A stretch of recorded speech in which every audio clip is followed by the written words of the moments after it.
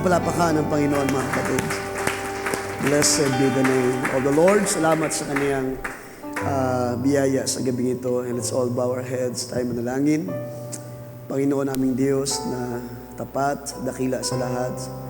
Muli minsan pa kami ay nagpasalamat, Panginoon, for this privilege na ipinagkaloob. Kami ay magkaroon muli ng fellowship, kakasama-sama sa ilalim ng iyong banal na presensya. Salamat sa kalakasan na taglay namin sa gabing ito, O Diyos, na kami ay mayroong pagkakataon muli makapagsauli sa iyo ng mga kapurihan na sa iyo lamang na rapat na ibalik. Hallelujah. Aming masambitla ang iyong karangalan sa gabing ito, O Diyos, at bayaan, Panginoon, na aming mga buhay, minsan pa ihandog namin na isang mabangong samyo sa iyong harapan sa gabing ito, O Diyos. Malalaman mo, Panginoon, ang aming mga puso. Aming mga puso, O Diyos, ay nagagalak at nagpapasalamat sa iyo sa iyong mga kabutihan sa araw-araw, sa iyong mga gawa, sa buhay ng bawat isa, sa iyong mga pagkilos, sa iyong mga pangungusap ng iyong mga salita, Panginoon, sa nakalipas na mga gawain, O Diyos. Patunay, Panginoon, na ikaw ay patuloy na sumasama sa iyong iglesia sa uling mga araw na ito, O Diyos. At hindi ka nagpabaya kailanman.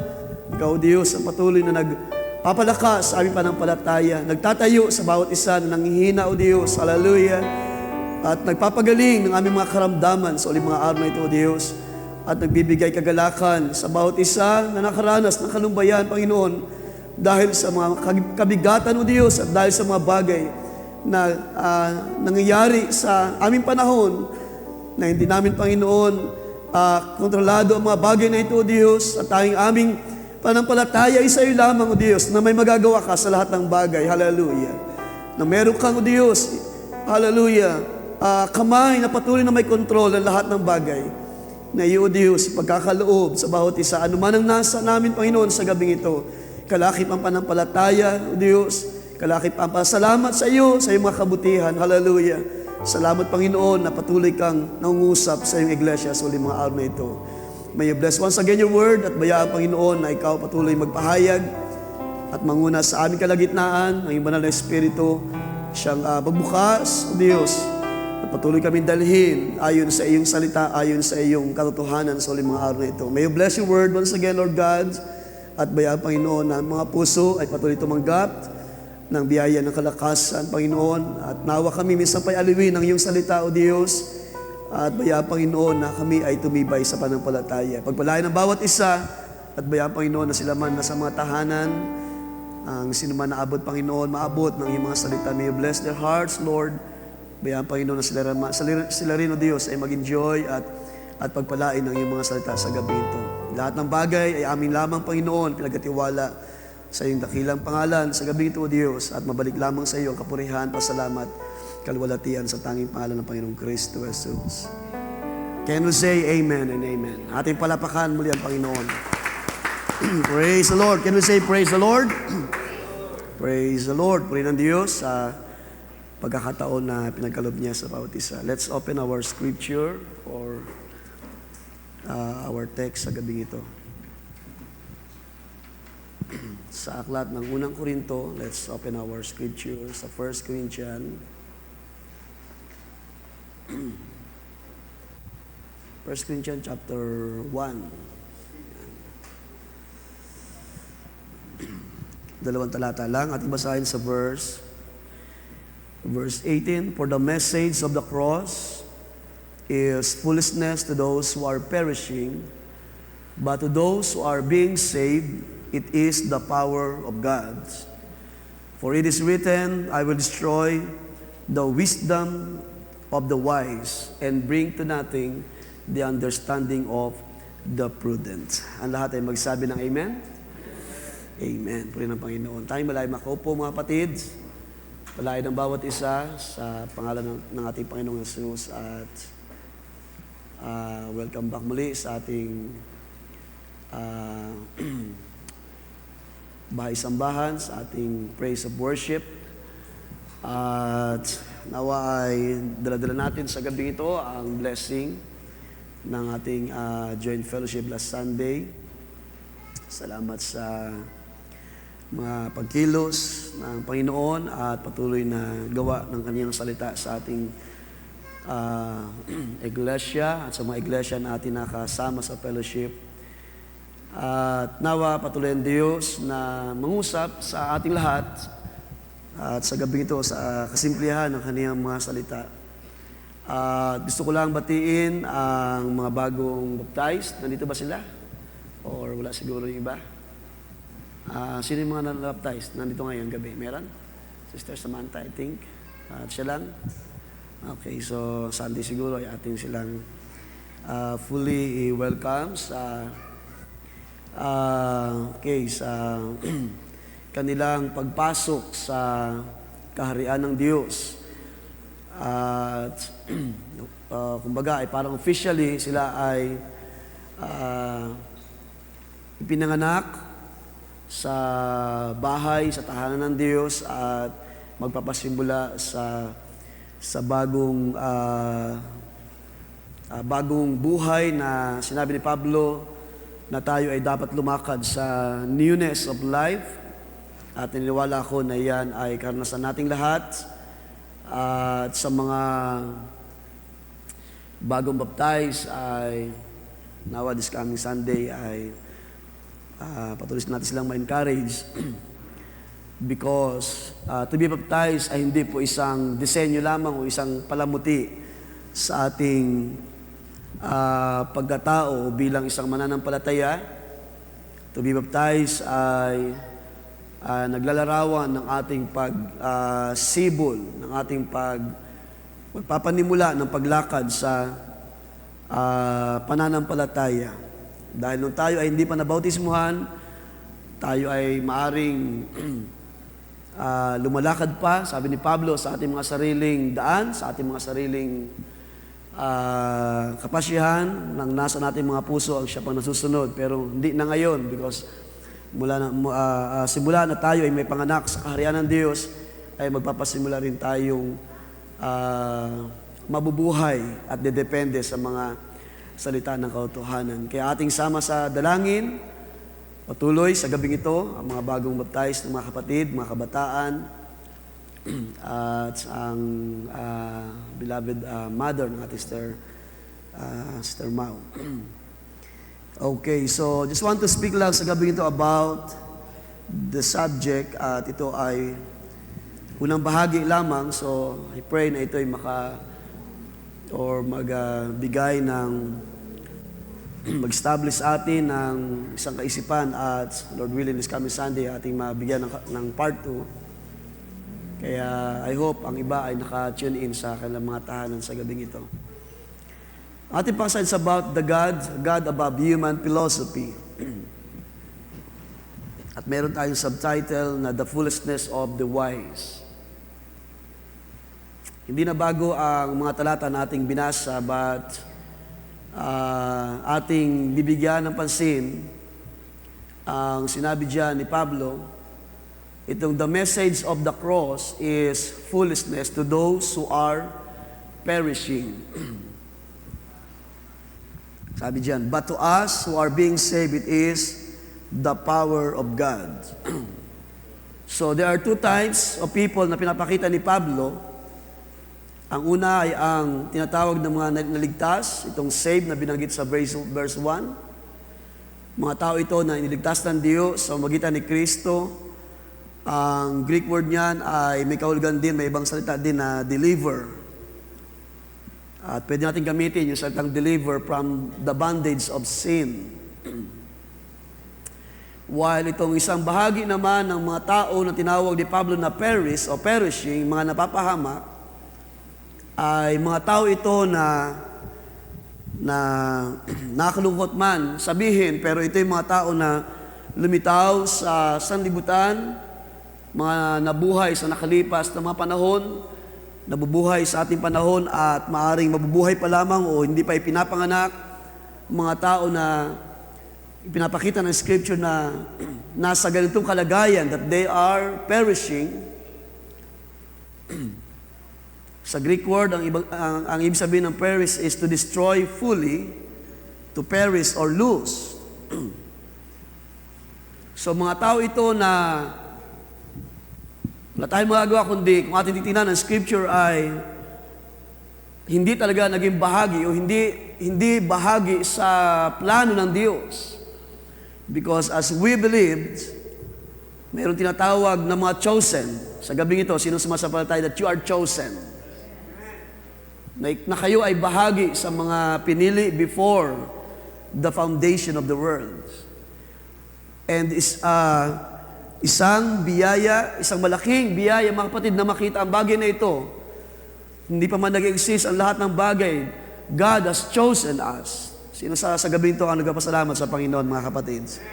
God has chosen us. Tayo ay pinili ng Diyos, sa bahagi na ito na sabi ng scripture natin narinig last Sunday na inihanda ng Diyos upang ating lakaran. Sa gabing ito, dalangin ko na ito yung ating kalagayan. We're walking on the things that God has prepared. Yung mga buti mga bagay na inihanda ng Diyos, especially sa ating panahon. So there are two types of people na binanggit ni Pablo, those who are saved and those who are perishing. At sa gabing ito, dalangin ko na higit nating makita ang bahagi na ito because ang scripture ay nagpapakita whether tanggapin man ng mga tao hindi, may mga tao talaga na mapapahamak, may mga tao na lost, na tinatawag din ni Pablo na tinawag niya na despisers of the word. We can read in Acts chapter 13. Let's open our scripture in Acts chapter 13 verse 40.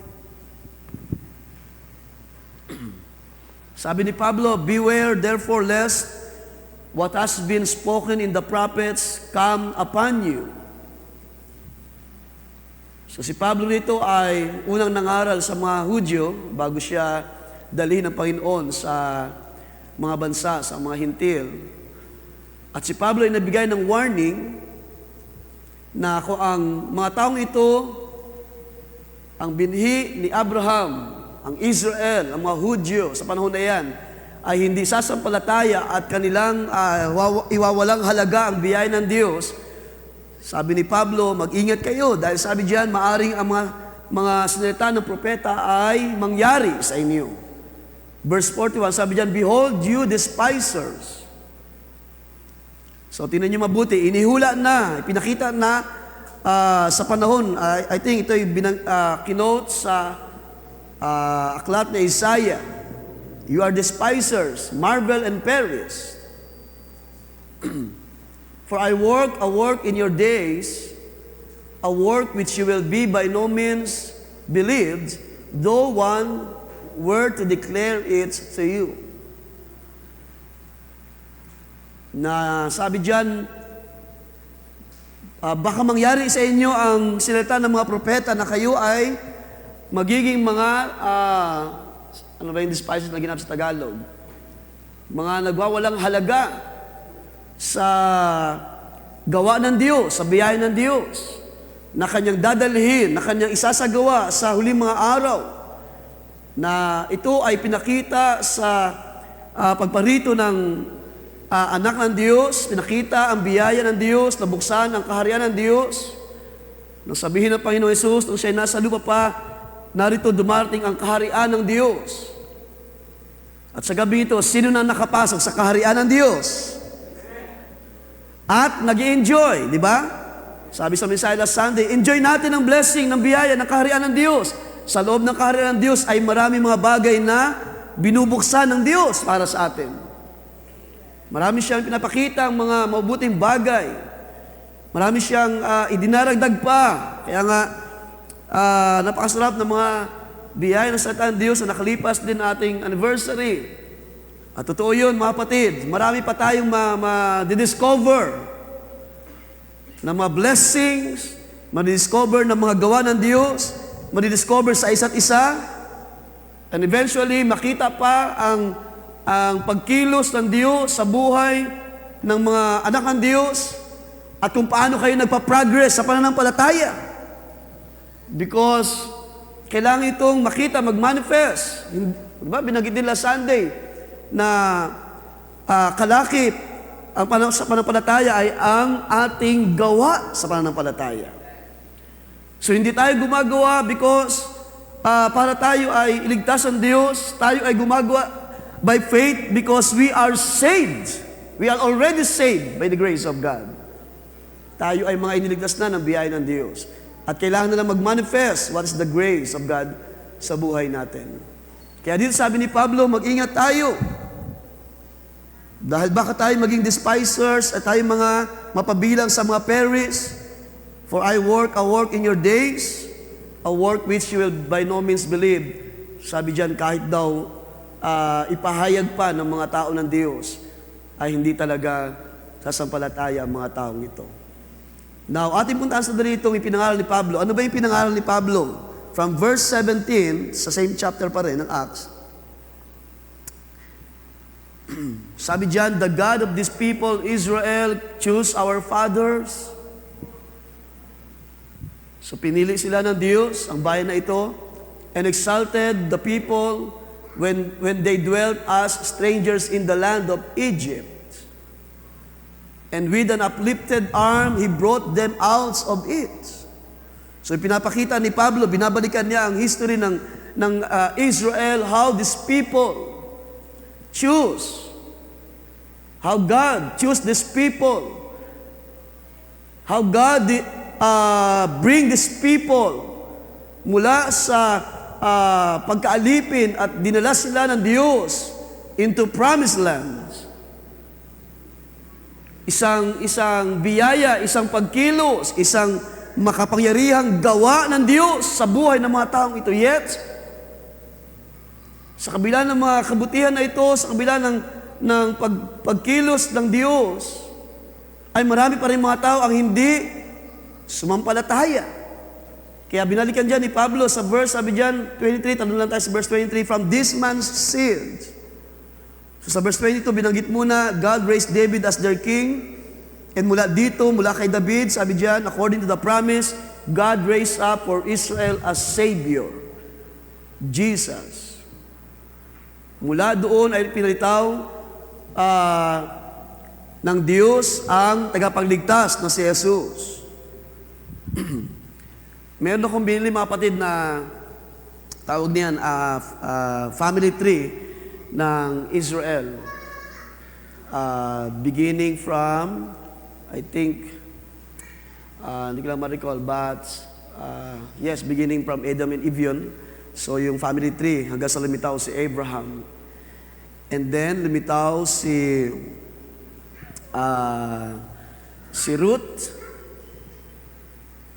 And eventually naging asawa ni Boaz.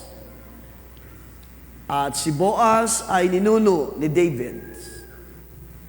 Kaya kung titingnan natin mga kapatid, ang lineage David ay meron siyang dugo ng hentil, which is si Ruth. Kaya doon natin makikita na ang biyaya ng Diyos ay hindi lamang sa Israel nag-manifest. Hindi lamang ang Diyo ang inabot ng Diyos o aabutin ng Diyos. Hindi lamang sila ng mga tinawag diyan na pinili ng Diyos na bilang maging bansa sa panahon na iyon. Throughout the history ay pinapakita ng Scripture, ang Diyos ay gagawa ng isang dakilang bagay at hindi lang ang mga binhi ni Abraham ang siyang pagpapalain. Dahil inihula na sa aklat ng Genesis na sabi doon kay Abraham, ang tipan ng Diyos kay Abraham, sa iyong binhi ay aking pagpapalain ang mga bansa. At alam natin na ito'y tipan ng Diyos na nangungusap hindi lamang sa panahon ng Israel, kundi umabot hanggang sa ating panahon. Kaya itong panahon na pinapangaral ni Pablo sa mga Hudyo, na pinakita niya na binangon, sabi diyan, God raised up for Israel a Savior, Jesus. And then, verse 26 tuloy natin para makita natin yung aking pinupunto. Men and brethren, sons of the family of Abraham, and those among you who fear God, to you the word of this salvation has been sent. Now when they had fulfilled all that was written concerning him, they took him down from the tree and laid him in a tomb, but God raised him from the dead. Praise the Lord. So ating tuloy sa Just want to read. Gusto ko lang tuloy sa next verse. So ating binabasa yung Acts chapter 13. Siguro sa 32 na lang, ating tuloy, verse 32.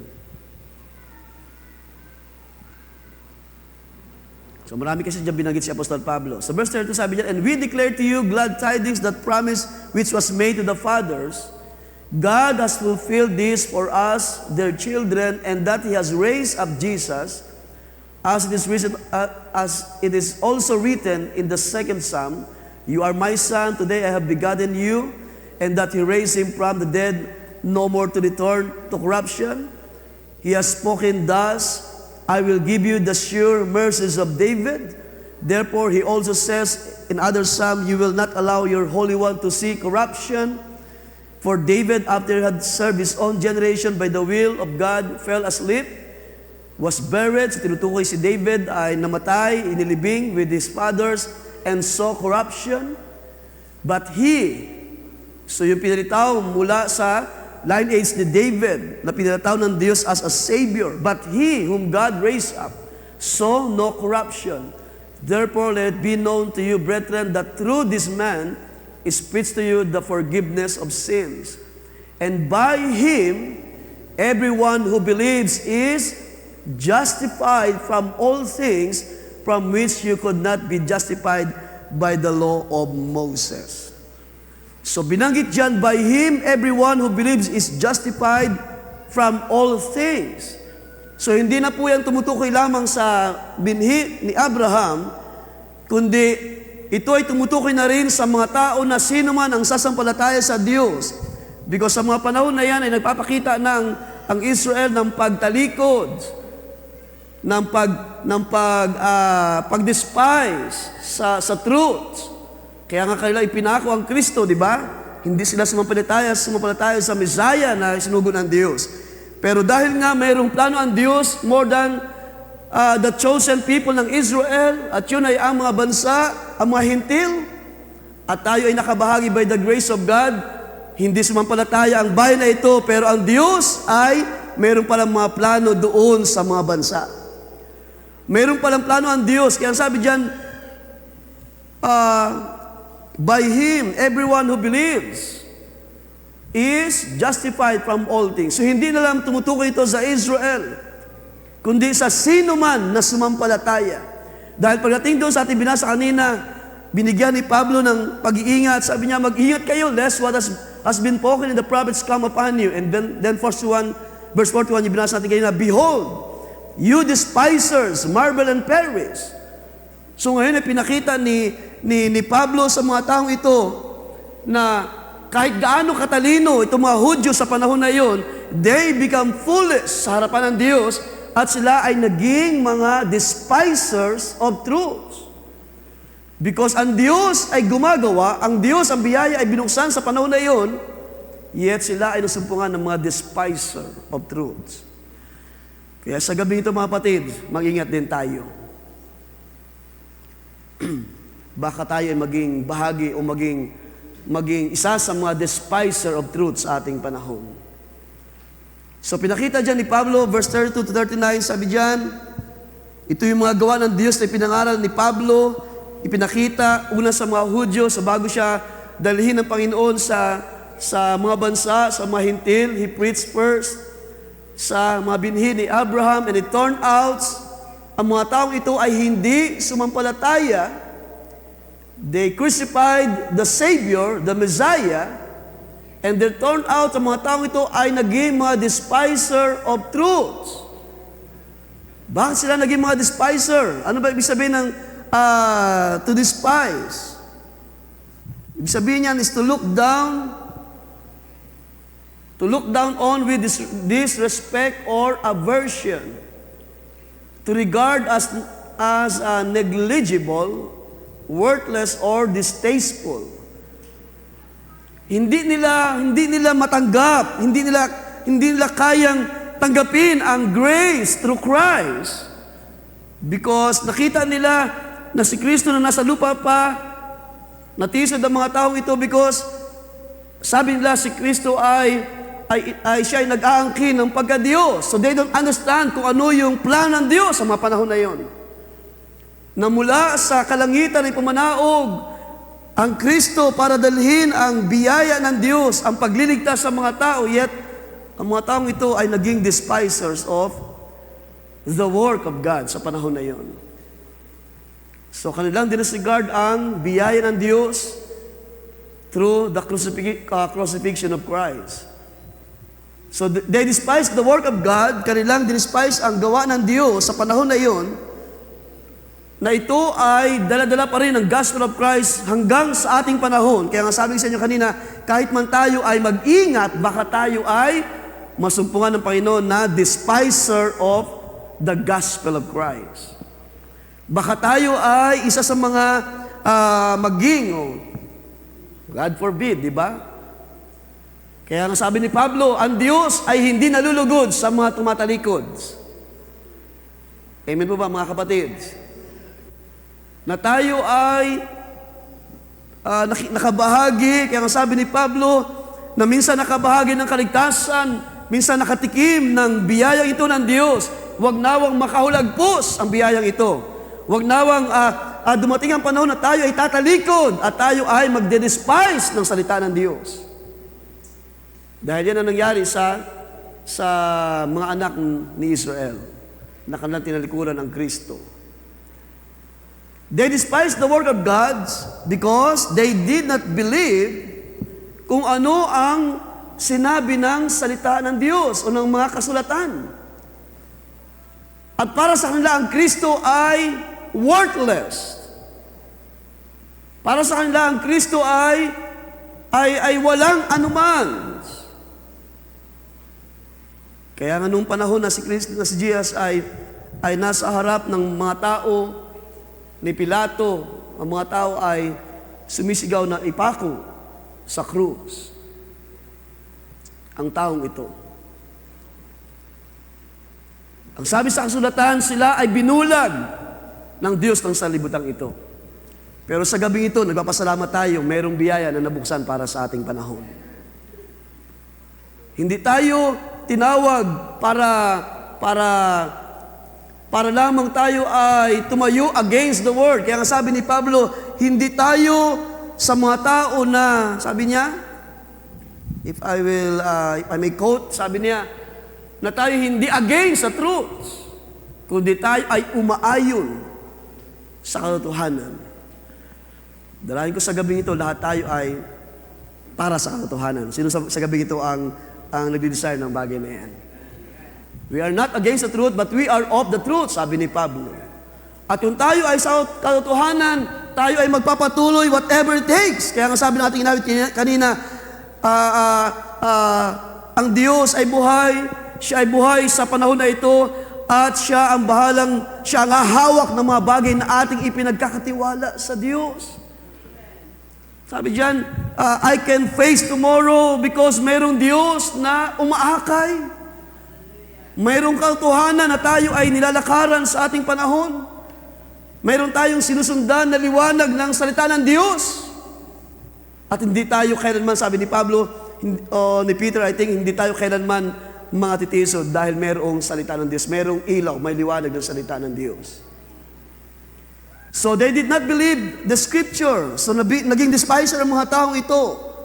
At sino ito mga despiser of truth? Ito yung mga tao na, ating balikan yung ating binasa doon.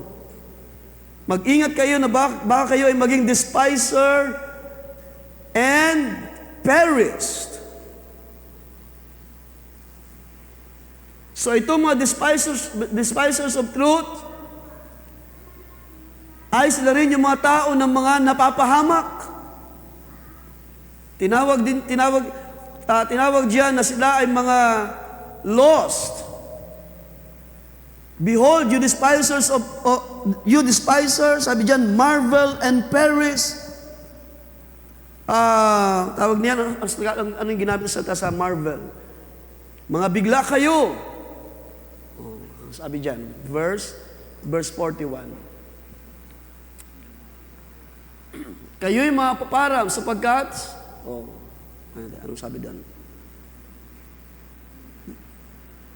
Tingnan ninyo mga mapagwalang halaga at mga paggilalas kayo. Ibig sabihin, hindi nila expect that they were become a despisers. At alam natin kung gaano karelihos ang mga Hudyo, mga kapatid, ang mga anak ni Israel. And even Apostle Paul, sabi niya, siya ay tinawag na the chief of the Pharisees. At alam niya ang buong kasulatan, alam niya kung paano tumatakbo ang history ng Israel. And yet lahat yun, ang sabi niya ay inari ko ng mga suka, maangkin ko lamang ang grace, ang biyaya ng Diyos. Kanyang ibinabang kanyang sarili, kanyang itinabi ang kanyang karunungan sa lupa, at siya ay naging mababa sa harapan ng Diyos, at ang Diyos ay nagpala ng mga karunungan na siyang paggamit, na siyang ginamit sa mga bansa sa panahon na yun para dalhin ang gospel of Christ. So tinawag silang mga Pharisees. Tinawag din sila ni Pablo ng mga despisers of goods. Ating puntahan ng 2 Timothy chapter 3 verse 3. Ilan sa mga tanda ng mga tao na mabubuhay sa uling mga araw, yung aking kinote last Sunday na sabi dyan that in the last days perilous times will come. At pinakita ni Pablo kasama ito mga despisers of good. Sabi dyan sa verse 3, unloving, irreconcilable, malicious gossips, without self-control, brutal, despisers of good, or haters of good. Inisa-isa ni Apostol Pablo ang kalagayan ng mga tao na mabubuhay in the last days na tinawag dyan na perilous times. And if you believe that we are living today in these last days at ang perilous times ay nangyari sa ating panahon, then huwag tayong magtaka, maraming mga haters of the truth. Maraming mga despisers of good. Kaya nga sabi ng Scripture, sa paningin ng mga tao sa uling mga araw, yung tama magiging mali, yung mali magiging tama. Kaya nga sa paningin ng marami sa ating panahon, yung kalikuan ay hindi na mabigat na kasalanan sa mga tao. Tawag niyan, yung pagkilala sa kaayusan ng Diyos, kung pag-uusapan ang pagiging isang natural na tao, as a creation ng Diyos, as man and woman. We can read it in Romans chapter 3, I think. Chapter 1, binanggit doon. Na kanilang iniiwan sabi doon, ang nature, ang kalikasan ng tao. Yung pagiging lalaki at babae sa harapan ng Diyos. At sabi doon, kung makikita lang yung verse, no? Na ang mga lalaki ay sumasama na sa kapwa lalaki. Kaya sa ating panahon, yung pagsasama ng same-sex sa marriage ay totoong taliwas sa truth. At ang mga tao ay walang kamalay-malay. They became a despisers of the truth. Kaya kahit anong sabihin ng tao that they have a wisdom, kung ito ay hindi sa Diyos, kahit gaano katalino ang tao, ikaw pa rin ay magiging isang mangmang sa harapan ng Diyos. Kaya ang ating subtitle, The Foolishness of the Wise. Salamat sa gabing ito, hindi man tayo ganong katalino, karunong ng mga tao. Tayo ay tila mga mangmang sa mata ng mga tao, pero salamat, tayo ay nakasumpo ng biyaya ng Diyos. Sino sa gabing ito nakasumpo ng biyaya ng Panginoon? Hindi man tayo malaki sa paningin ng tao, pero tayo ay kinahabagan ng biyaya ng Diyos. Tayo ay kinuha, inangat, ibinangon mula sa miry clay. At ang Diyos na mabuti ay nag-anyo o nag-model ng isa. Diba sabi ng Messiah last Sunday, naging isang parang great sculptor. At from nothing, ang Diyos ay gumawa ng isang mahalagang bagay, ng isang precious na bagay sa harapan niya. And you must be grateful, church. Dapat tayo maging mapagpasalamat sa bagay na ito mula sa Diyos, para sa Diyos.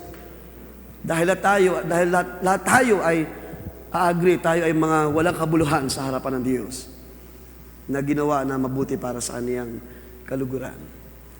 So tinawag dyan na haters of good or despisers of good. At sa huling mga araw, ito yung sinasabi ng Scripture na lalago ng masama o ang kasamaan ay lalago sa huling mga araw. Kaya yung mababasa niyo dyan sa 1 Timothy chapter 3, from verse 1 hanggang verse 3, I think hanggang verse 5 and 6 to 8, hanggang binanggit dyan ni Pablo na ang mga taong ito ay, sabi niya, having a godliness, having a form of godliness. Could you imagine, pwede palang makita, in a general view, pwede makita ang mga tao as a godly sa harapan ng Diyos. Pero sabi ni Pablo, ito ay meron lamang mga anyo ng kabanalan. At minsan mahirap pa nga makita kung ano yung talagang totoong banal sa harapan ng Diyos. Because para sa lahat, kahit anong relihiyon, kahit anong mga simbahan, sinasabi nila, lahat naman tayo ay anak ng Diyos. Iisang ating pinanggalingan. Pero hindi ito ang akin nakikita sa Scripture. Ang Scripture na nagturo, mayroong mga iniligtas ang Diyos at mayroong mga perishing. Hallelujah. Mayroong mga saved at mayroong mga lost ng mga kaluluwa, ng mga tao. Kaya sino sa gabi ito ang grateful, ever grateful sa Diyos? Panginoon, ikaw ay aking pupurin, walang hanggang papasalamatan dahil ako ay nakabahagi, isa pala ako sa iyong tatawagin o tinawag sa huling mga araw na ito. Isa ako sa nakita ng iyong salita, ng iyong pagkilos sa magitan ng iyong Espiritu. Kaya ang sabi ko sa inyo one time, mga kapatid, hindi po lahat ay nakaranas ng bautismo ng Espiritu ng Diyos. Kaya tama yun na i-share ng ating tawag niya na encourage ng ating Elder last Sunday yata yun, or Bagong Giant Fellowship, na idalangin ninyo, idalangin pa ng yung mga babautismuhan, at nabautismuhan na nga, na hindi lamang kayo mabautismuhan sa tubig, kundi kayo ay mabautismuhan ng apoy ng Espiritu ng Diyos. Dahil yan ang realidad, yan ang totoo na pagkilos. Dahil maraming maaring nailubog sa tubig, pero hindi nakaranas ng apoy ng mula sa Diyos. At yung dahilan, dumating ang panahon, they became a despisers of the truth. Kaya sabi niya ni Pablo, having a form of godliness. Sa gabing ito, ang church, ang mga mananampalataya ay hindi po tayo nagtataglay ng anyo lamang ng kabanalan. Dalangin ko sa gabing ito, lahat tayo ay mayroong totoong kabanalan na inihaharap sa Panginoon. Sabi ni Pablo, as a living sacrifice, hallelujah, lagi tayong umaharap sa presensya ng Diyos na mabangong samyo sa Kanyang harapan. Ang ating mga papuri, ang ating mga pasalamat, ang ating mga pagpapahayag ng kabutihan ng Diyos ay naging mabangong samyo sa harapan niya. So ito yung kalagayan ng panahon, ng ating panahon. Lumitaw itong mga haters or despisers of good. Kaya dito pa lamang ay pinapakita na ng Scripture na huwag tayong padaya sa mga statement ng mga tao na lahat ay maliligtas. Kahit anong relihiyon ay maliligtas, sabi nila. Na isa lang naman ang ating Diyos na tinatawag. No. Dahil mayroong tama na paglilingkod, sabi ni Brother Branham, na ang mga taong ito, they serve God without His will. Pwede pala ang tao maglingkod sa Diyos, but without His will. Kaya nga kahapon, or Monday, Tuesday, kahapon, sa aming special meeting na ginawa, by the way, mamaya ay meron tayong announcement para sa ating 2 days, hindi na siya camp meeting, kundi parang convention na lang, no? 2 days convention para sa December Fellowship. So, pinag-usapan namin kahapon ang mga bagay na sa paghahanda para sa 2-day fellowship at mamaya ay ating i-announce. Diyan na ba si Brother Tim? Sabi niya, habol na lang, okay. So, napag-usapan namin ang ilang mga bagay at kasama na riyan yung mga pangyari sa nakalipas na araw. At napag-usapan din namin yung what if ang mga believers ay mag-share na kanilang kumbaga ay parang sympathy. Or sabihin natin because kita natin how kung paano naging isang kawawa naman yung tao na as we see, as pag nakikita ng marami, depender of the truth ang nakikita. Pero huwag tayong padahil mga kapatids, dahil di po lahat ng nakikita natin na parang tila depender of the truth, ay depender of the truth nga. Because para sa akin, kapag akin tingnan ng scripture, it's not the way how this man, so tinutukoy ko yung na-assassinate, no? Na ganun ang tama na pag-declare ng gospel that you want to prove sa mga tao. Kaya nga doon sa kanyang tent, di ba? Prove me wrong. Sabi nga ni Pastor Benji, na nahaluan ng intellectual na karunungan ng tao. Nahaluan ng pride ng tao. Na, sige, prove me wrong, kahit anong sabihin niyo, and I will tell you the truth. Sabi nga ni Pastor Joe, he's just an activist of the gospel. At hindi talaga siya nagproclaim ng message of the hour, ng truth sa ating panahon. Kaya one time, napanood ko rin sa kanyang mensahe, itong 2 weeks ago, 2 Sundays ago, na hindi dahil sa isang tao ay nangaral from the scripture, which is the truth, ay totoo na nga na siya ay mayroong karanasan ng pangakong Espiritu ng Diyos. Because eventually, mangyari pa rin ang sinabi ni Jesus, by their fruits you shall know them. By their fruits, by the lives that they have, yung kanyang nilalakaran, kung paano sila namumuhay na banalo, maayos. Tingnan niyo yung kanyang, hindi naman siya belong sa isang malaking religion or Christianity. Sa search namin, sa aming pag-usap kahapon, sa isang church somewhere parang sa California yata yon, na denomination din. So, hindi talaga siya consider as bahagi ng iglesia ng Diyos who is proclaiming the truth sa ating panahon. Na merong, sabi ni Barbara, na merong totoong karanasan sa Espiritu ng Diyos. Dahil yun po talaga ang nagdi-differentiate. Ang baptism ng Espiritu ng Diyos, sabi ni Pablo, ito ay seal ng mga believer. At kung ikaw ay may seal ng Espiritu ng Diyos, hindi ka na mabubuhay na malayo sa salita ng Diyos. Ikaw ay mabubuhay sa buong katotohanan ng salita ng Diyos. Kasama na riyan ang kabanalan, ang kaayusan ng iyong buhay, kaayusan ng iyong pamilya, kaayusan ng iglesia, kaayusan ng mga buhay ng mga believer. How you walk in this pathway, sabi ni Haring Solomon, you will know me, the pathway of life. At ang pathway of life ay magdadala sa atin sa buong kagayakan ng Diyos, sa buong salita ng Diyos, na wala tayong tawag niyan, i-compromise na anumang bahagi ng katotohanan ng salita ng Diyos. Kaya, sabi nga sa inyo, na pag wala Sunday, hindi ko alam kung na-miscount lang or kasi ang sabi doon, nung ang may bahay na naiwan ay magkaroon ng privileged speech. So sabi niya, they killed or he murdered my perfect husband. That makes him parang kumbaga ay binigyan ng tawag niyan, malalim na pagkakilala. At hindi na sa Diyos nauwi ang kaluwalhatian. Kaya ang sabi diyan, sila ay mayroong mga anyo ng kabanalan. Pero sa iglesia ng Diyos, sa totoong mga mananampalataya, hindi tayo nag-aanyong kabanalan. Tayo ay mayroong totoong kabanalan na tinanggap mula sa Diyos. By His Spirit. Kaya ang sabi ni Pablo, hindi niyo ba nalaman na kayo ay templo ng Diyos? At ang Diyos, sa Kanyang Espiritu, ay nananahan sa inyo. At kung ang Espiritu ng Diyos ay nananahan sa inyo, hindi tayo tuturuang lumakad against the Word of God as a despiser or as a hater, or pipiliin natin yung mga bagay na gusto lamang natin sa Scripture at yung iba hindi na natin tatanggapin. No. Kaya ang iglesia ay tinawag sa Aklat ng Revelation, siya ay binihisan ng fine linen, clean and white, which is the act of the saints, the righteous act of the saints. At walang ibang nagbihis ng fine linen kundi ang nobya lamang ni Kristo na hinugasan ng kaniyang salita. Kaya kung ating pupunta sandali itong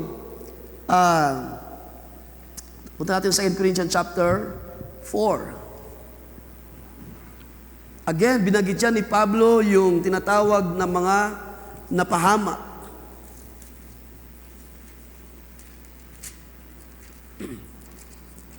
So about dun sa akin nabanggit, so mag-ingat lang tayo sa ating mga pag-share or alamin din natin ang isang maayos na pagpapahayag. Saan ba yun? Sa 2 Corinthians chapter 4. Therefore, verse 1, since we have this ministry, as we have received mercy, we do not lose heart, but we have renounced the hidden things of shame, not walking in craftiness, nor handling the word of God deceitfully, but by manifestation of the truth, commending ourselves to every man's conscience in the sight of God. So meron diyang tinatawag na by manifestation of the truth.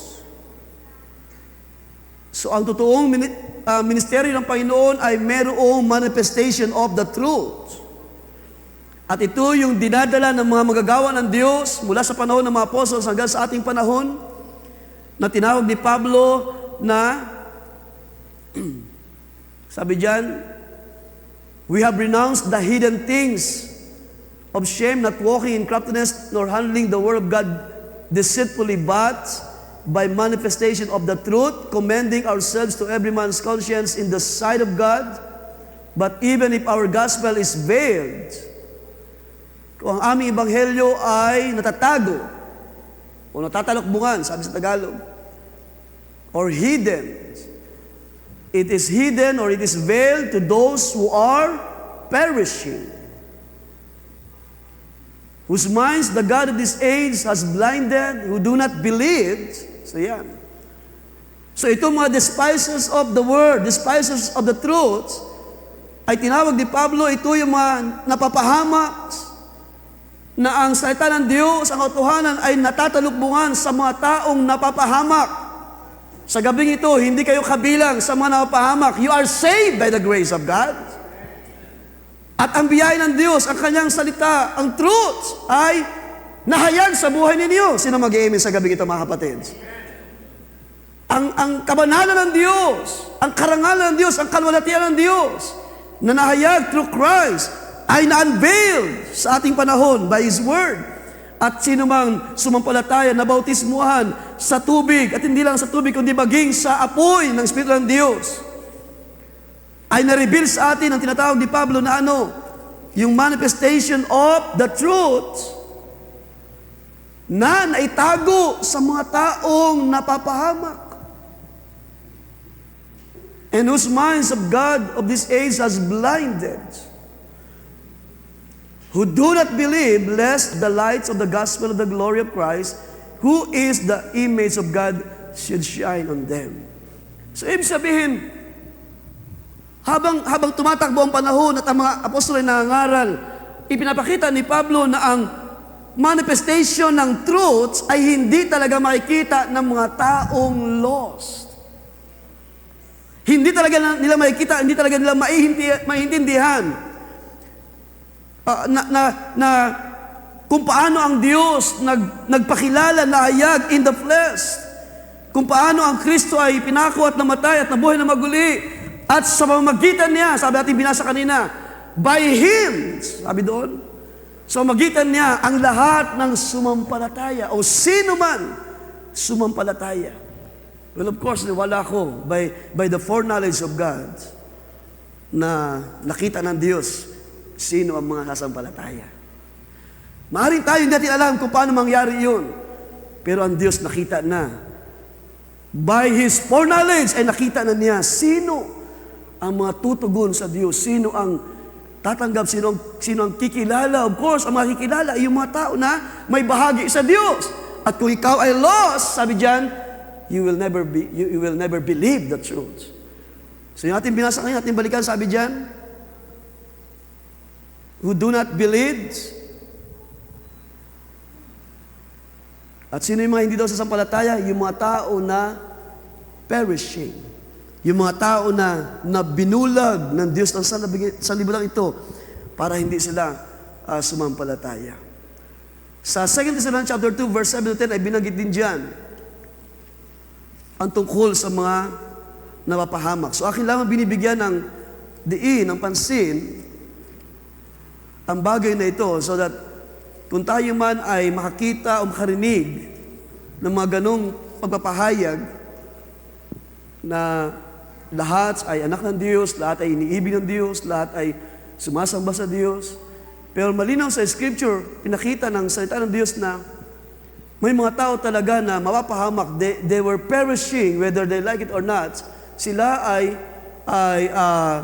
hindi sasampalataya at sila ay mapapahamak sa buhay na ito. So, let's read 2 Thessalonians chapter 2, verse 7. For the mystery of lawlessness is already at work. Only he who now restrains will do so until he is taken out of the way. So, pinapakita dyan ni Pablo na mayroon pa rin talagang pumipigil para hindi lubusang makagawa ang kasalanan sa ating panahon. And then the lawless one will be revealed. Sa tamang panahon ay mahayag itong son of perdition, itong lawless one, whom the Lord will consume with the breath of His mouth and destroy with the brightness of His coming. The coming of the lawless one is according to the working of Satan with all power, signs, and lying wonders. So yung pagparito daw ng lawless one ay ayon sa pagkilos ni Satanas, ng may kapangyarihan, may matanda, and lying wonders, and with all unrighteous deception among those who perish.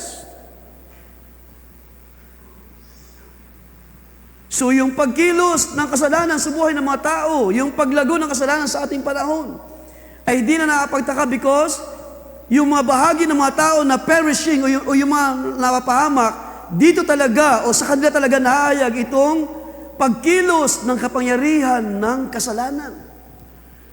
Ito mga perishing people. Kaya minsan ay hindi talaga natin mapipilit ang pagpapahayag ng truth or pagtetestify. Minsan mahirap talagang mag-convince ng mga tao. Nahirapan tayo minsan magpautuo at mga tao ay hindi tinatanggap, hindi tumutugon, walang tugon, then so be it. Who knows kung sino yung mga tao ito na tatanggap at kikilala o sasampalataya sa salita ng Diyos sa mensahe sa ating panahon. Ang ating ginagawa lamang ay manalangin, idalangin sila. Huwag lamang sila mag-despise, huwag lamang nilang malitin o walang halagin, walang halaga ang biyayang ito. Dahil meron pa pagkakataon, who knows, sa mga panahon na darating. Huwag lang mag-despise, huwag lang magsalita ng anumang bagay against sa salita ng Diyos. Pero ito yung pinakita ni Pablo. Sa magitan ng mga taong ito, those who are perishing, nangyayari ang mga unrighteousness, deception, ang kapangyarihan ng pagkilos ng diablo, andyan ang mga signs and lying wonders. Because, sabi dyan, verse 10, they did not receive the love of the truth, that they might be saved. So, ibig sabihin, malinaw na pinapakita ng Scripture, mga kapatid, na ito mga perishing ay hindi talaga sasampalataya sa katotohanan. Kung tayo man ay may mga karanasan, mag-testify sa labas, dadigan pa ng Diyos ang ating patience. Maging patient pa tayo sa pagpapahayag ng salita ng Diyos. Maging patient pa tayo sa pananalangin sa ating mga mahal sa buhay. Hindi tayo magtuturo that you are, na ikaw ay ganito, na ikaw ay lost, na ikaw ay mapapahamak. Of course, pag hindi sumampalataya, eventually mapapahamak ang mga tao. Pero ang biyaya ay bukas pa sa ating panahon. Iluhod pa natin ang mga taong ito. Idalangin pa natin ang pagtawag ng Diyos. Idalangin pa natin ang paghipon ng Panginoon. Kung paano katulad ni Pablo, nakita niya, on the way to Damascus, siya pala ay bahagi ng mga plano ng Diyos. And eventually, hindi lang siya basta ordinary believer, siya ay mayroong malaking gampanan sa ministry. Pero, ano man ang uri ng pagtawag ng Diyos sa ating panahon, ay huwag tayong magsawang manalangin Ang Diyos ay tumawag, ang Diyos ay magtawag pa, ang Diyos ay maghipo pa.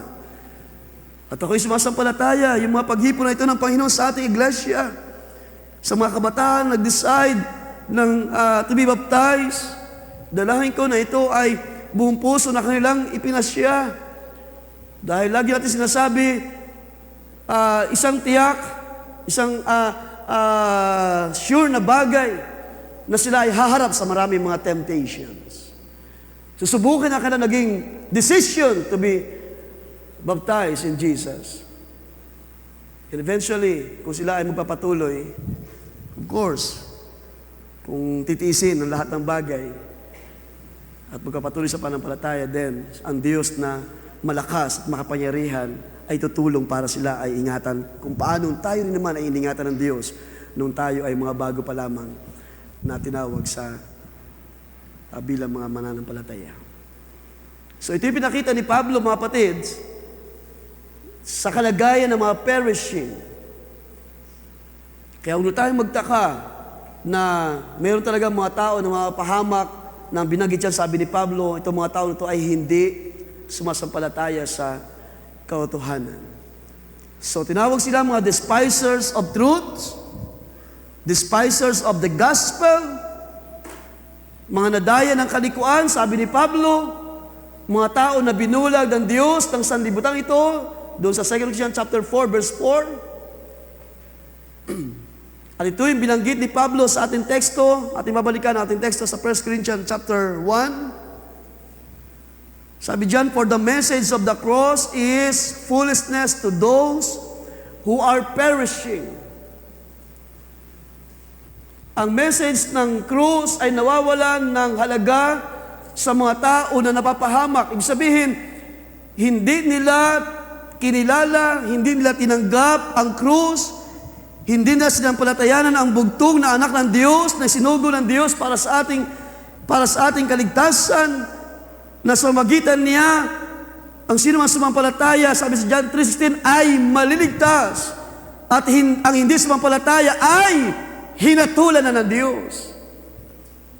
Mapalad ang sino mang sumampalataya, sa gabi itong sino sumampalataya sa anak ng Diyos na buhay, na kung hindi sa Kanya, ang iglesia ay mahina ang pananampalataya. Siya ay hindi makakatayo laban sa mga gawa ng diablo. Sabi ni Pablo, you can never stand against the wiles of the devil.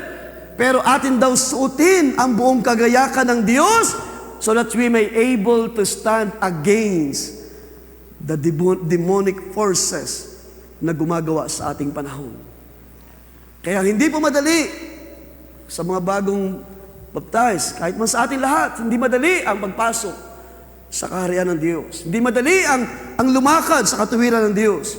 Marami tayong dadaanang mga bagay na pipigil sa atin at kasama na itong mga tinawag ni Pablo na mga taong perishing. Nang si Pablo ay mangaral dyan sa unang Korinto, nang siya ay sumulat sa mga taga-Korinto sa unang bahagi sa 1 Corinthians, ay pinakita niya ang part na ito na ang krus ay magiging kamangmangan sa mga napapahamak. Pero gusto ko pang bigyan mapansin, mga kapatid, sino ba itong mga taong ito na napapahamak? Ang mga tao ba nito ay totoong mga mangmang? Kung ating titingnan, well, kung ating titingnan ng scripture, hindi ito tumutukoy sa pagiging mababang uri ng kaisipan ng tao or being a foolish na tao. Ang mga taong ito ay nagtataglay din ng wisdom. Ang mga taong ito ay tinawag ni Apostol Pablo na mayroong tinatawag na wisdom of this world. So yung ating subtitle na The Foolishness of the Wise ay pinapakita ng scripture na hindi dahil sa tinawag ni Pablo na kamangmangan ang krus, ay hindi ibig sabihin ang mga tao ay mangmang or walang alam. Kundi ang mga taong ito ay matalino. Ang mga taong ito ay mayroong tinatawag na wisdom of this world. Ibig sabihin, ang mga taong ito ay nasa mga kaharian. Ang mga taong ito ay nasa mga, sabihin natin, nasa mga relihiyon. Ang mga taong ito ay nasa mayroong mga posisyon sa ibabaw ng lupa. Ang mga taong ito ay maaring mga tao na nagmamay-ari ng mga malaki mga negosyo. Di ba? Ang mga taong ito ay maaring nagtataglay ng yaman ng buong sanlibutan. So, yung banggitin ni Pablo na the cross is foolishness to the wise, ay pinapakita na hindi talaga mga taong ito. Yet, they don't believe the gospel, the grace. Kaya nga tayo ay mayroong puso na nagpupuri at nagpapasalamat sa Panginoon. Sino ba tayo para alalahanin ng biyaya ng kabutihan ng Diyos? Sino ba tayo para tawagin ang Diyos sa mga araw? Ni wala tayong bagay na may pagmamalaki sa harapan ng mga tao. Tayo ay napakaliit sa harapan ng Diyos. Binanggit doon sa aklat ng mga awit na tayo ay mga tuldok lamang doon sa isang timba. Isang pumapatak na tubig. Parang binanggit yun sa ni Haring Solomon sa Proverbs. Parang tayo ay tinulad sa isang patak ng tubig doon sa timba. Napakaliit na bagay sa harapan ng Diyos, yet kinahabagan ng presensya ng Panginoon. Yet tinawag, yet nilinis, yet ikaw ay pinabanal ng Diyos, ikaw ay inaring ganap ng salita ng Diyos. Hallelujah! Kaya ang job na wala na masilid sa iyo na anumang uri ng bahid ng kasalanan. Dahil sabi ni John, ikaw ay nilinis, pinabanal ng salita ng Diyos. And you believed, ikaw ay sumampalataya. Ikaw ay kumilala, ikaw ay nabigay ng halaga sa salita ng Diyos. Hindi mo dinispise, hindi mo winalang halaga yung gawa na ito, yung pagtawag ng Diyos sa ating panahon. Kaya hindi po talaga mga taong mga foolish or talagang literally mga taong ito. Ating puntahan ng verse 26 sa same chapter ng ating text, 1 Corinthians chapter 1.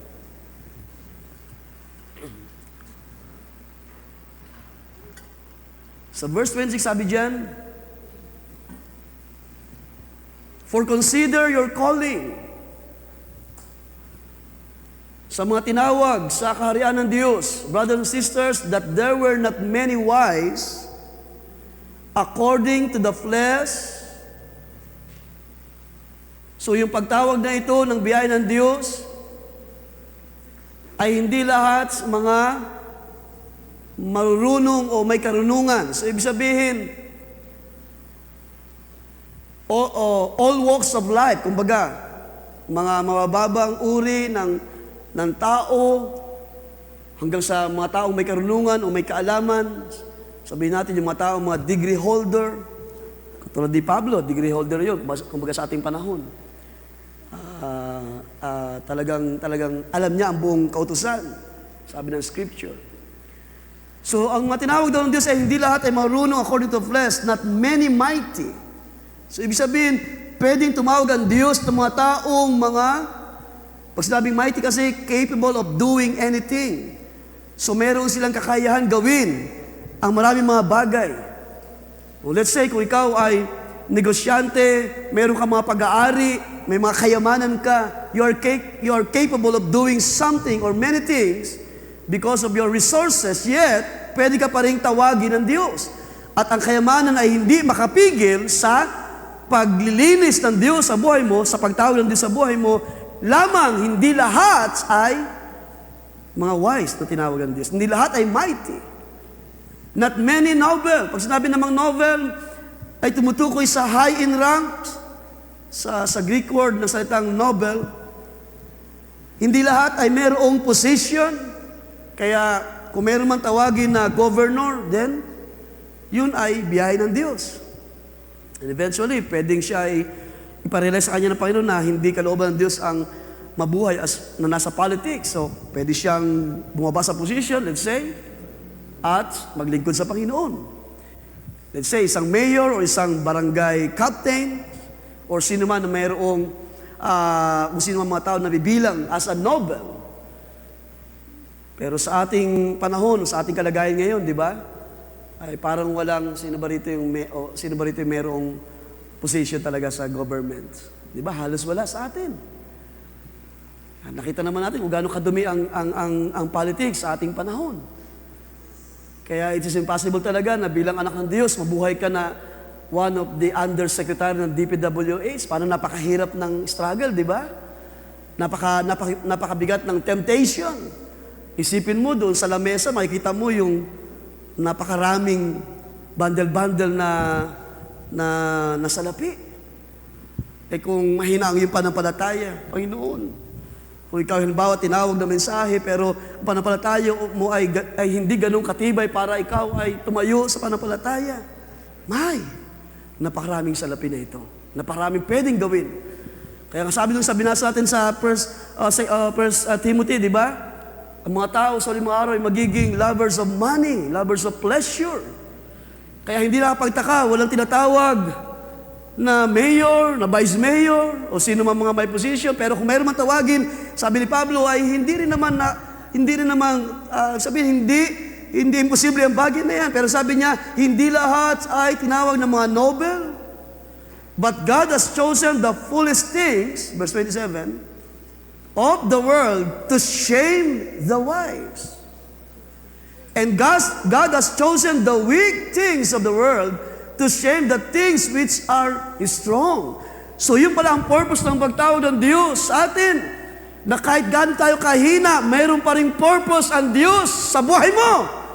Gaano ka man kulang na maraming mga bagay, kaya ka palang payamain ng Diyos, hindi man materially, kundi sa makalangit na bagay na higit pa sa iyong pangangailangan. Amen po ba mga kapatid?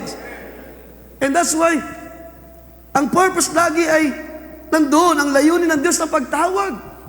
Kung bakit hindi lahat ay noble, hindi lahat ay mighty, para sa magitan nitong mga mahihina ay ipahiya yung mga nagmamalaki sa Diyos at yung mga wise in this world na hindi sumasampalataya sa salita ng Diyos, ang krus ay naging foolishness sa kanilang harapan, sa kanilang mga puso, sa kanilang mga pagtingin sa kalooban ng Diyos. Pero hindi sa mga tinawag ng Diyos.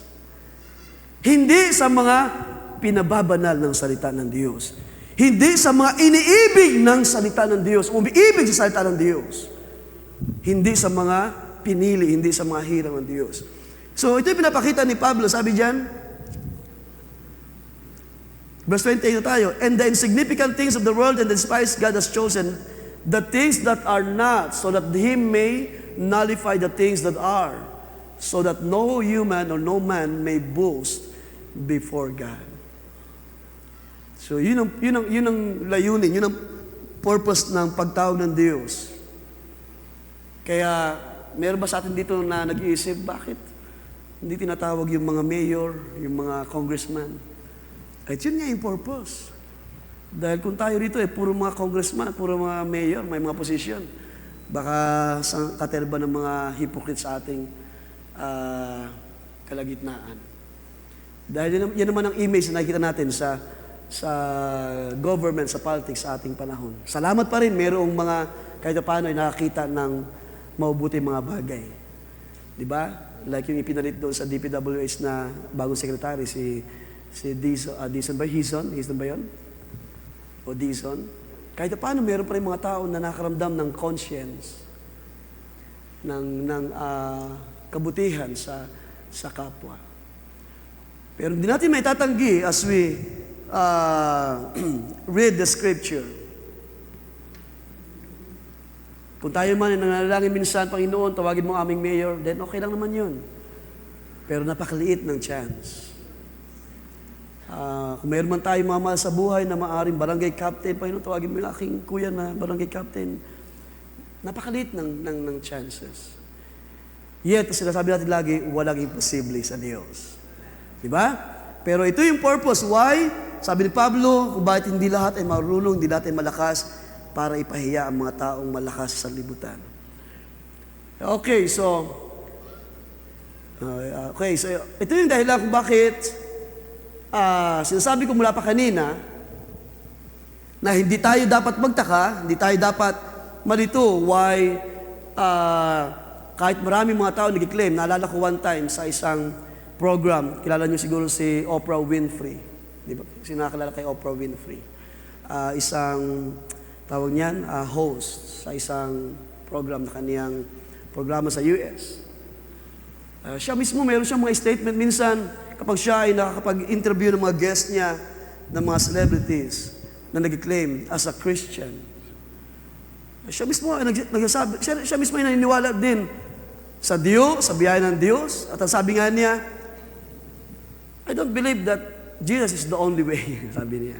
So para sa kanya, maraming paraan o maraming daan ng Diyos para sa kaligtasan. Pero of course, mali ang sabihin na hindi lang si Jesus ang daan. Dahil ang sabi ni Jesus, I am the only way, the truth, and the life. Maaring may ibang paraan ng pagtawag or pagkilos ng pagliligtas ng Diyos. Pero hindi na po natin pwedeng baguhin ang scripture na sabihin ni Kristo, I am the only way, the truth, and the life. So, ang pinapakita ko lang doon is, yung wisdom ng tao ay pwede itong maggamit ng diablo para hindi siya, sabi sa ating minasa kanina, para hindi sumampalataya ang mga taong ito na binulag ng Diyos ng sanlibutan. Kahit ang tao ay mayroong taglay na wisdom, at ito'y tinawag ni Pablo na the wisdom of this world. Okay, so nabasa natin yan, 1 Corinthians chapter 3. So I think hindi pa ating puntahan. Tinawag ni Pablo na wisdom of this world. 1 Corinthians 3 verse, sabi dyan, 18, take care that no one deceives you. So para ipakita sa atin na yung foolishness of the wise, ay hindi ibig sabihin mga taong itong mga tao ay meron din mga karunungan, pero ito'y tinawag ni Pablo na wisdom of this world. Sabi diyan, take care that no one deceives himself. If anyone among you thinks that he is wise in this age, he must become foolish, so that he may become wise. So ibig sabihin, hindi tama na ng tao ay magmalaki sa kanyang sarili. Kung gusto niya maging marunong, siya ay magpakilala na siya ay hindi rin nakakaalam ng mga bagay. So yung binabagay dyan na he must become foolish. Ibig sabihin, handa mo rin kilalanin ang karunungan o ang paglago sa karunungan mula sa kamangmangan, so that he may become wise. For the wisdom of this world, so yan, is foolishness in the sight of God. For it is written, He is the one who catches the wise by their craftiness. And again, the Lord knows the thoughts of the wise, that they are useless. So kaya tinawag natin na the foolishness of the wise, na kahit gaano katalino ang tao, karunong ang tao sa lahat ng bagay, kung siya hindi sasampalataya, just want you to take note this, mga kapatid. Kahit gaano pa ang kataas, ang high rank ng tao, if she will not believe, ang kanyang wisdom ay foolishness sa harapan ng Diyos. At ang cross ay magiging foolishness sa kanyang harapan. Kaya nga mga tao ay kung saan-saan na lamang pumupunta, ang mga tao ay kung saan-saan nasusumpungan, ang mga tao walang direksyon, ang buhay, ang mga pamilya, mga tahanan, ang mga magulang, lalo na mga kabataan sa ating panahon, they don't know about Christ dahil hindi naman talaga na ipapangaral ang buong Kristo, ang buong katotohanan ng salita ng Diyos sa mga kasimbahanan. Hindi na alam ang tinatawag na kabanalan, hindi na alam ang tinatawag na kaayusan, ang kaininan sa labas, sa mata ng mga tao. Yung tinawag minsan ni Pablo or ni Peter, I think, na modesty ng mga believer. Hindi mo yan makikita sa labas. O kung makita mo yan, very rare. Pero I can say, makikita ko yan sa loob ng kaharian ng Diyos. Makikita ko yan sa loob, sa kalagitnaan ng kapisanan ng Assembly of God na nililinis ng katotohanan sa ating panahon. Na kayo ay pinababanal, kayo ay nililinis ng salita ng Diyos, sabi ni Pablo.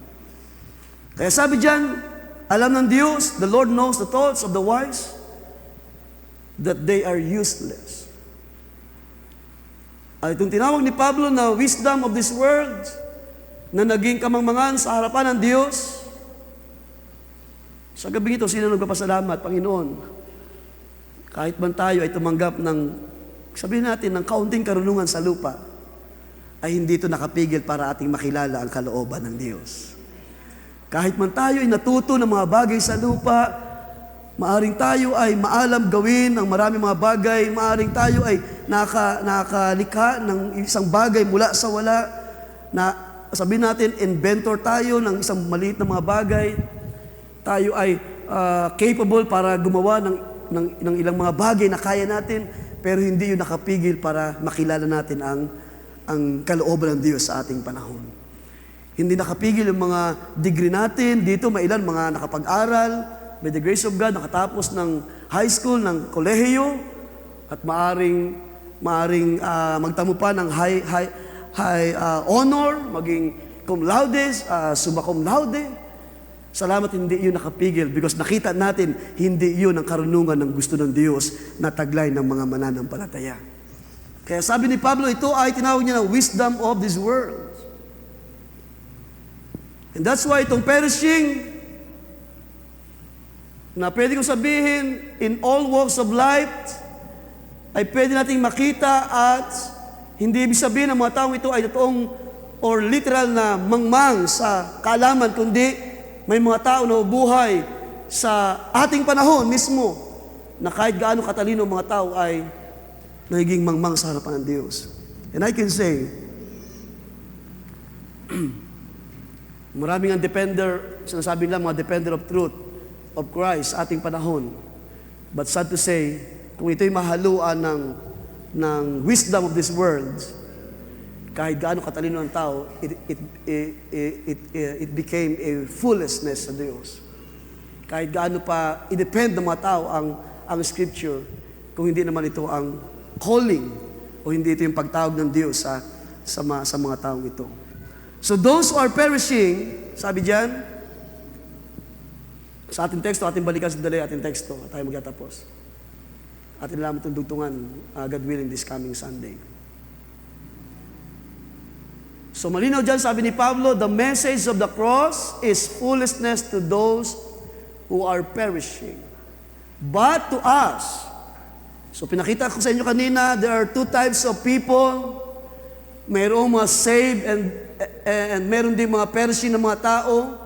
And I hope hindi na tayo malilito sa bagay na yan. Because once ang tao ay mag-despise ng truth, then nakakalukot man, but he will perish ulit mga araw na ito. Pero ang sabi ni Pablo, para sa atin ang krus, sabi diyan, it is the power of God. Ang Diyos ay totoong nasa ibabaw ng kaisipan ng wisdom of man. God's above human philosophy. Ang Diyos ay totoong nasa mataas na dako at kahit kaano karunong ang tao, hindi niya kayang abutin ang wisdom ng Diyos. Kaya nga sabi ni Isaiah, my ways are not your ways, my thoughts are not your thoughts. Kahit pa matutunan ng tao lahat ng bagay sa sanlibutan, hindi pa rin niya kayang abutin ang karunungan ng Diyos. And that's why yung wisdom ng tao, sabi ni Pablo, it became a foolishness in the sight of God. Once you despise the truth, okay na sana yung hindi ka sumampalataya. Kapag ikaw ay pinatuhanan, it's alright kung ayaw mong sumampalataya o maniwala sa testimony ng mga anak ng Diyos. Huwag mo lamang hamakin ang salita ng Diyos. Dahil mas malaking panagutan mo sa judgment day once you despise the word of truth. Kapag ito'y manaliit mo, kapag ito'y hindi mo binigyan ng halaga sa iyong buhay. Kaya ang sabi ni Jesus, mapalad sila na mabababa ang puso. Mapapalad sila na malilinis ang puso. Sa gabi ito, sino patuloy na nililinis ang salita ng Diyos? Mapalad sila na mabababa dahil sila isang araw ay ibabangon, itataas ng Diyos. And this might be the day, Lord, na ang iglesia ay itaas mo sa isang mas mataas na kalagayan. Ang sabi natin inaawit, unto the higher grounds. Dahil meron pa mga blessing, meron pa mga biyaya ang Diyos, meron pa mga bagay na bubuksan ng Diyos sa mga hinaharap na panahon. Bago lubusan ang church ay dalhin sa alapap at salubungin ng Panginoon. May mga bagay pa na kailangang mabuild. May mga, sabi pa ng last Sunday, may mga bagay pa na kailangang itapyas, alisin sa atin hanggang sa tayo ay dalhin sa kasakdalan ng salita ng Diyos. Lagi natin idalangin, Panginoon, cleanse my heart, ayusin mo pa ako, mold me, and make me. Hallelujah! Kung mayroon pa tayong kataasan, alisin ng Diyos. Kung mayroon pa tayong wisdom of this world, ay wasakin ang salita ng Diyos. Dahil doon sa ating text na binasa, the Lord will destroy. Ating titingnan yan this coming Sunday, Lord willing. Ang sabi diyan, I will destroy the wisdom of the wise. Verse 19. I will confound. Ibig sabihin niyan, I will bring to nothing. Di ba? I will bring to nothing. Kaya kahit kaano ang tao tatanggol, kung hindi ito yung purpose ng Diyos sa buhay mo at hindi ito yung paraan na gusto ng Diyos, ito'y mawawala ng kabuluhan. Kaya hindi po ang scripture, mga kapatid, hindi tayo tinawag at tinuruan para mabuhay na lagi na lamang tayo araw-araw makikipagdebate sa mga tao. Para sabihin natin, prove me wrong. Sige, kaya kong sagutin yan. Kaya kong patunayan sa iyo na mali ka. So doon pumapasok yung maling purpose ng pagdedepend o pagtatanggol sa word of truth. Kapag pinakita mo na sa tao na matalino ka, marunong ka, kaya mo ang lahat, actually doon pa lang sa prove me wrong ay it's a disgrace. Dahil ang mga anak ng Diyos ay lagi may mababang puso. Sabi ni Pablo, inyong sasabihin ang katotohanan na may pag-ibig.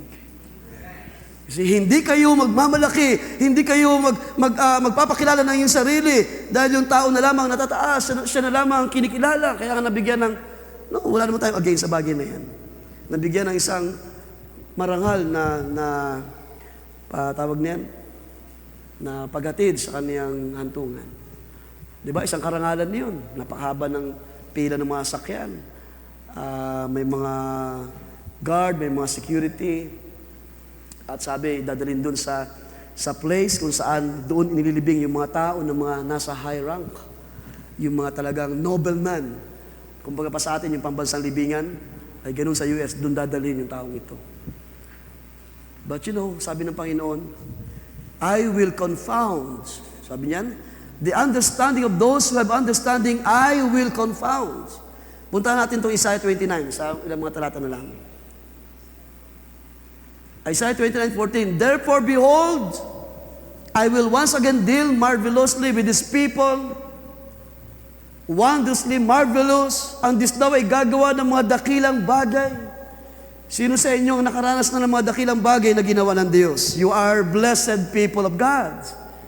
Nakaranas kayo ng karunungan na mula sa Diyos, nakita nyo ang kaharian ng Diyos, nakita nyo ang kalooban ng Diyos, yan ay mga dakilang gawa ng Diyos sa buhay ninyo. Napagtagumpayan ninyo ang lalang ng dyablo, yan ay mga dakilang gawa ng Diyos sa buhay ninyo. Inyong natakasan, inyong tawag niyan, inyong napagtagumpayan ang mga bigat na pagsubok sa inyong mga buhay, as one of the overcomers, na sinabi ni Pablo, then yan ay mga dakilang gawa ng Diyos sa buhay niyo. Hindi lahat ay kaya ma-overcome ang lahat ng gawa ng dyablo. Mapalad ang bawat isa na mayroong kapangyarihan ng Espiritu ng Diyos para siya ay makatayo at makabangon sa harapan ng kaaway sa uling mga araw na ito. For we wrestle not against flesh and blood, sabi ni Pablo.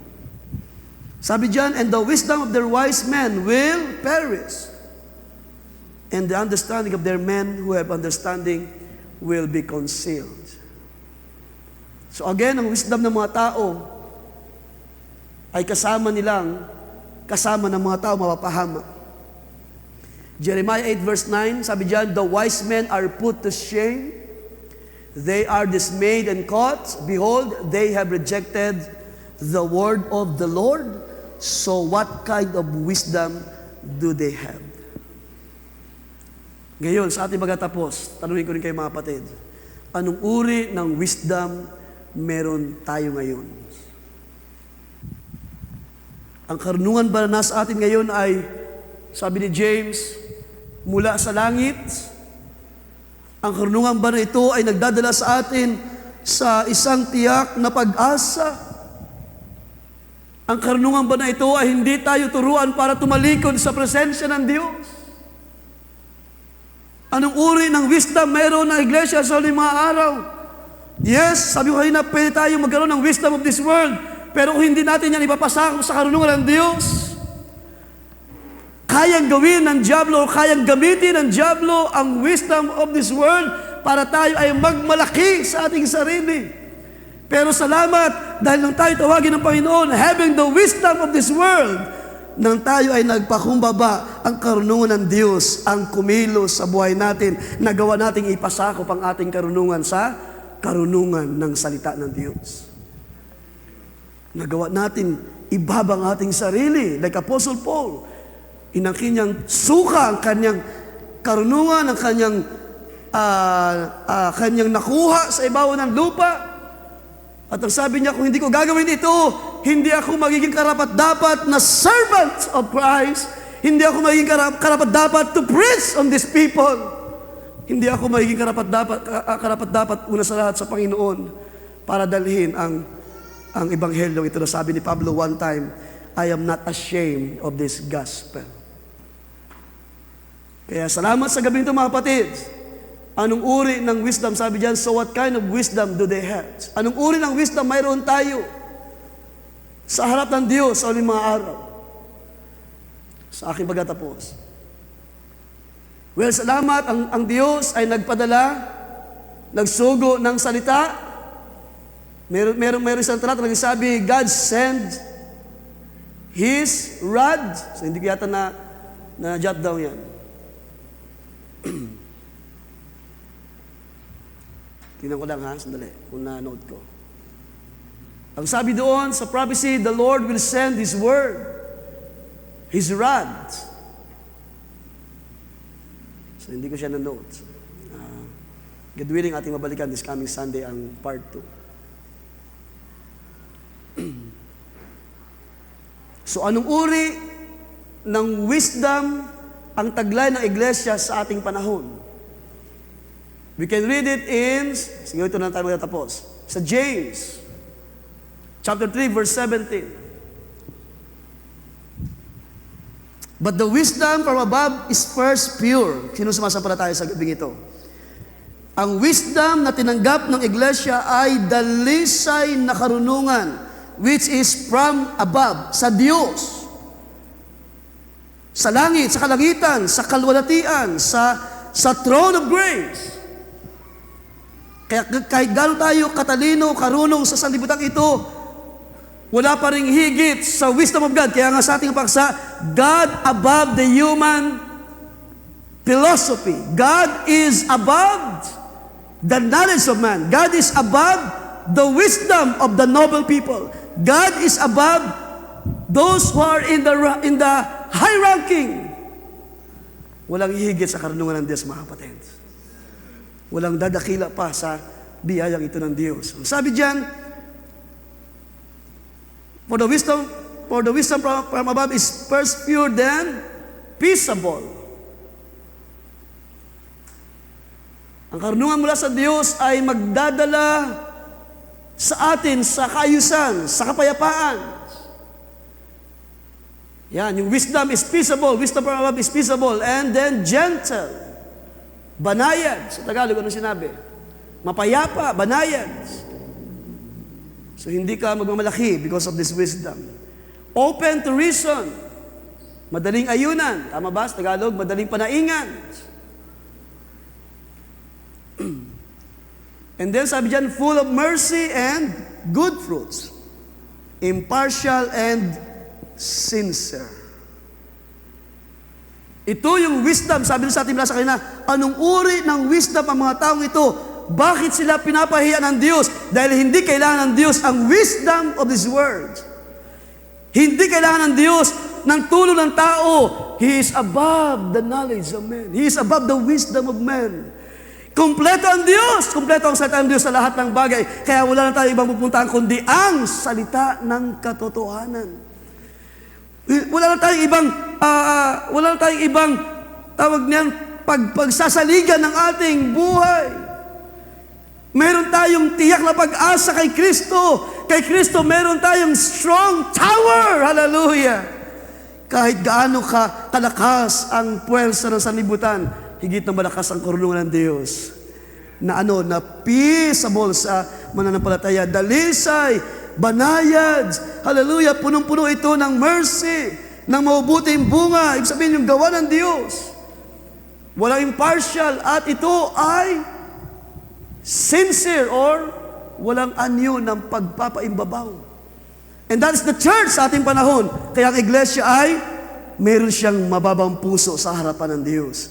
Ang iglesia ay meron siyang puso na handa laging sumunod sa salita ng Diyos. Meron siyang damdamin na kanyang iibigin ang salita ng Diyos.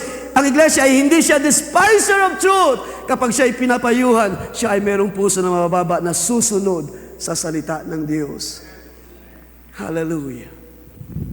Kaya nung aking makausap ang isang young people nito, wala pa akong update kung ano nangyari. Wala pa ang update sa akin ang tatay ng young people na ito, ang ating Brother Joseph.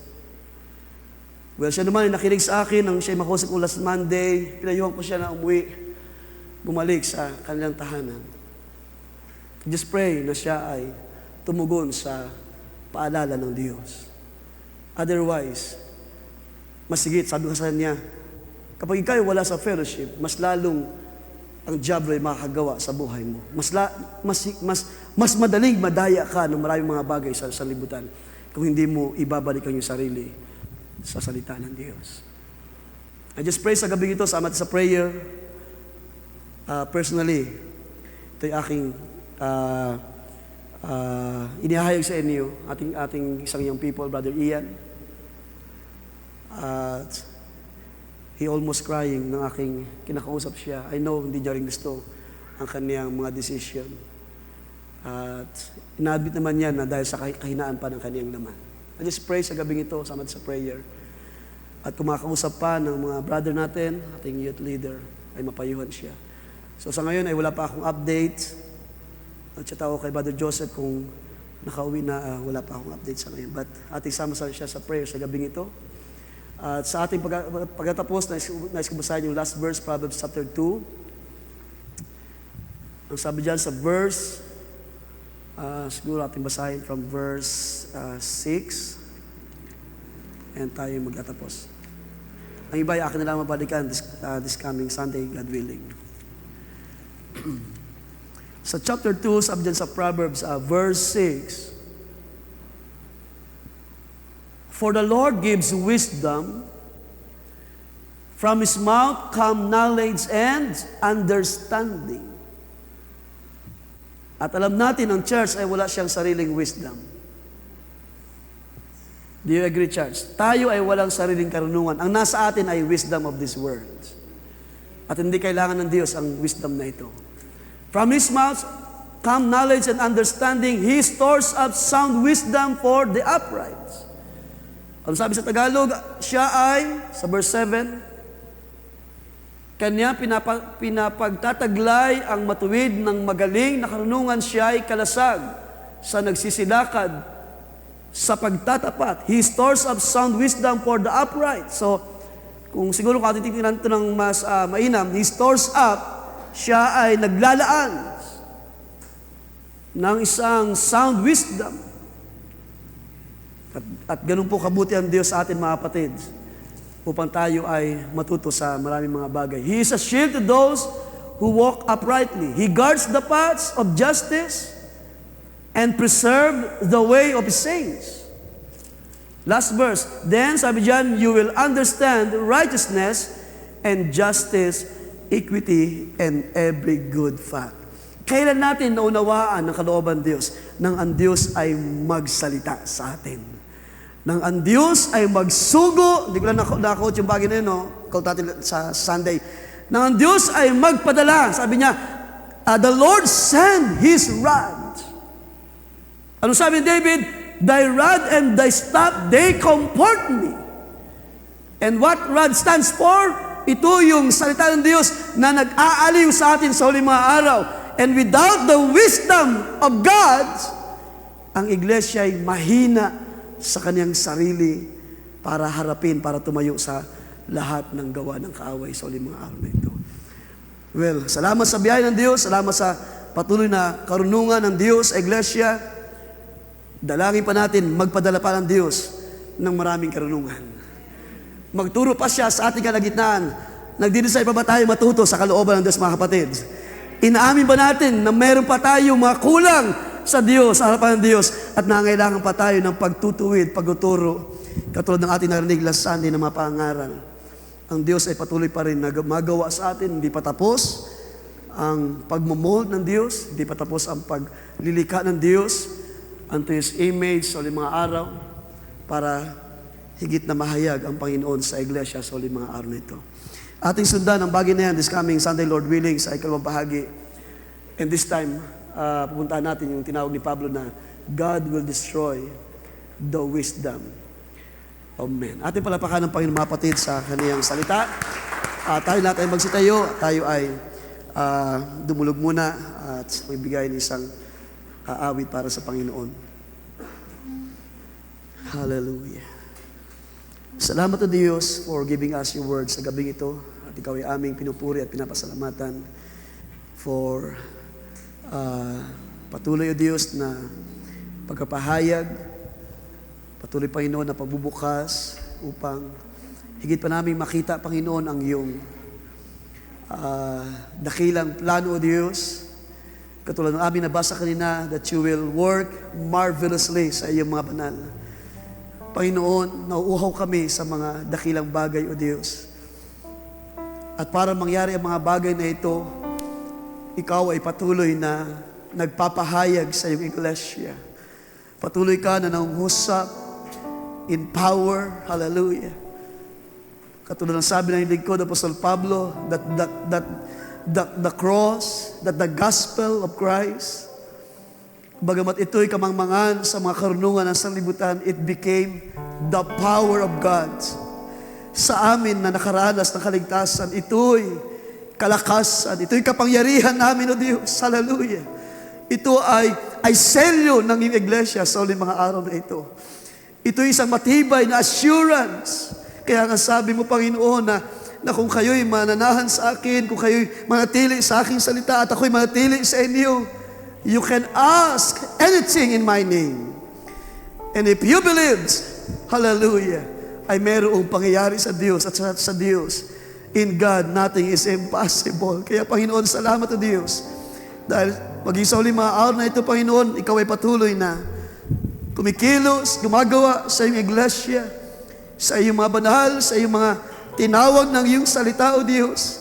Hindi para maliitin ang iyong plano, maliitin ang iyong kalooban o Diyos. Ang salita na ito o Diyos na aming tinanggap sa uling mga araw. Kundi ibigin namin ang tumawag sa amin. Ibigin namin siya na tumawag, siya na nagpaging banal sa amin.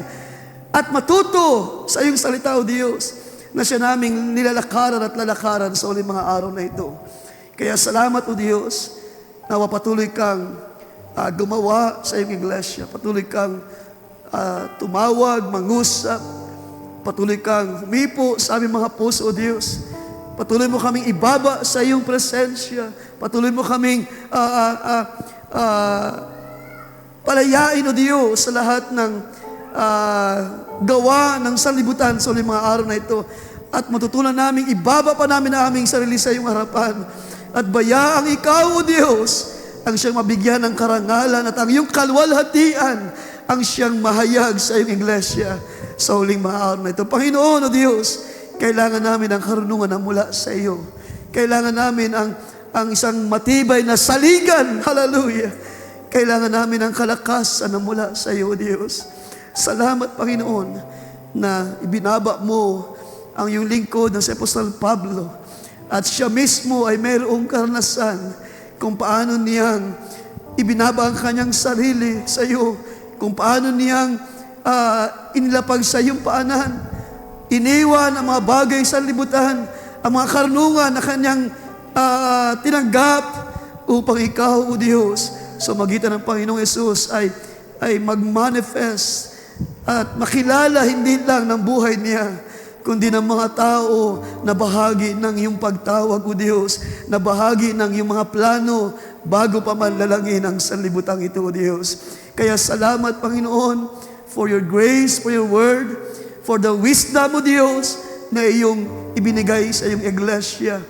Salamat, O Diyos, na sa magitan nito, kami ay mayroong katiyakan, mayroong kaming kalakasan na harapin ang pandaraya ng kaaway sa uling mga araw. Hallelujah. At wag nawa kaming madala, O Diyos, ng anumang uri ng mga hangin sa libutan, kundi kami, Panginoon, ay magpatuloy, hallelujah, sa paglakad, nagtatapat sa iyong salita, O Diyos. At kung kami man ay nagkukulang sa iyong salita, ay mababa ang puso na aming kikilalanin ng mga bagay na ito, O Diyos. At aming ihingi, Panginoon, ng tawad, hallelujah, sa iyo, O Diyos. Kaya salamat sa gabing ito. May you bless your words. Pagpalain mo pa ang mga bagay na ito na aming pinag-aralan, na aming tinanggap sa gabing ito, O Diyos.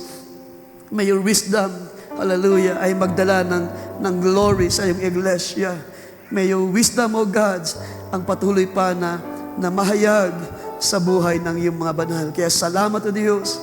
Purihin ka at patuloy na umaasa na ikaw pa rin, O Diyos, ang siyang magkakaloob ng mga dakilang bagay ayon sa iyong salita, ayon sa iyong ipinangako, O Diyos. Kaya salamat at aming kang pinupuri, tinataas, dadakila. Sa iyo ay mabalik ang lahat ng kaluwalhatian sa tanging pangalan ng aming Panginoong Kristo Jesus. Everybody say, Amen.